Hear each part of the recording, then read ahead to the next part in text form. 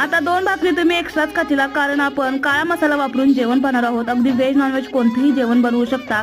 त्यासाठी इथे मी 2 कांदे घेतलेले आहेत, साली काढून छान भाजून घ्यायचा. त्याचप्रमाणे आलं लसूणही छान भाजून घ्यायचं गॅसवरतीच.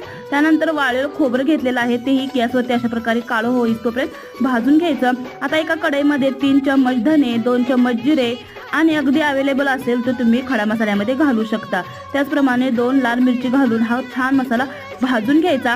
आता यामध्ये पुन्हा 2 चम्मच तीळ भाजून घ्यायचे. आता हा सर्व मसाला एकत्र करायचा. यामध्ये भाजलेलं लसूण आणि आलंही घालायचं. इथे लसूण मी सोललेला नाही.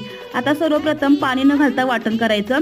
पाणी घालायचं नाही, कारण तीळ बारीक होत नाहीत. पुन्हा पाणी घालून अशा प्रकारे वाटण तयार करून घ्यायचं. पुन्हा आपण भाजलेलं खोबरं आणि कांदा घालून वाटण तयार करायचं आणि हा मसाला सर्व एकत्र करायचा.